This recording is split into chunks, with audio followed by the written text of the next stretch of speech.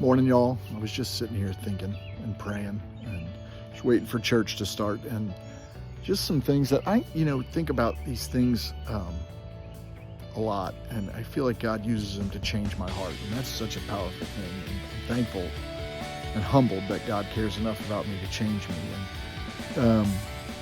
and He changes me not from what I want into what I want to be, but into His, to be more like Him.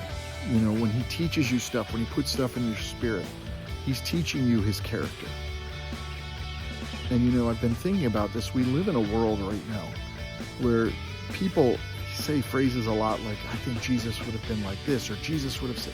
The Bible tells us how Jesus was. It shows us His character.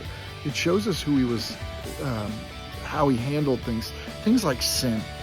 A lot of times people are like, well, we shouldn't judge sin, and we shouldn't, but Jesus wants us to walk away from sin. He wants us to be changed. But yet I think we create Christ in an image that we want Him to look like, so that we can feel better about the things we say and the things that we do and how we act. And instead of trying to be more like Him, we're creating a version of Him that makes us feel comfortable about us. And I do that, I'll say it in my mind, I think Jesus would forgive this, or I think Jesus would be okay with this. And the reality is, Jesus called out sin. Did it multiple times in the Gospels. And I think sometimes we want Jesus to look like a loving hippie who just walks around and goes, you're fine, do whatever you want. Just be whatever you want. Act however you want. I forgive you no matter. He does. That's the thing about grace. He does forgive us no matter what. But the reality of sin is that it has consequences. And the first and foremost is that our sin nailed Jesus to the cross. That's the consequence of our sin, first and foremost. Second, our sin has repercussions on our emotional state, our physical state, the people around us, the relationships we have. Our sin affects our lives more than we want. In the book of Romans, chapter 6, Paul writes, should we sin more so that grace becomes more? No. He says that we should be changed to walk away from sin. We should die to sin. Now, that comes with an understanding that sin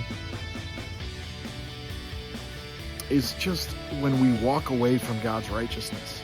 It is missing the mark of God's righteousness, the things that He wants for us, how He wants us to live so that we won't be hurt. A lot of people think religion and Jesus is there to kind of tell us what to do and be oppressive, but the reality is God knows better what's better for us than we'll ever know for ourselves. And when He tells us how He wants us to live a righteous life, it's because He knows that He wants a better life for us. So when we give our lives to Christ, we don't go on sinning. We don't create Jesus and go, you know what, I can continue to sin and do whatever I want because I'm loved by Jesus. No, because you're loved by Jesus, you should never do what you want. Galatians 5:17 says the spiritual nature and the human nature are enemies. Therefore, we cannot do what we want. In Corinthians, Paul says we are new creations in Christ. The old is gone, the new has come. When we accept grace, when we accept who Christ is, not on our terms, on His terms, in His character, then we're a new creation and we walk away and die to sin. I think we have to stop creating Jesus in our image so that we can feel better about who we are and what we do, and be changed into more of His character and more of His likeness. I just was thinking about that for myself this morning, and that's my prayer, is that I am, if it takes His discipline, it takes, His sanctification, then I'll take it to be more like Jesus. Something to chew on today. Hope y'all have a great Sunday. That was a heavy one for Sunday, but something to think about. Have a great day, y'all.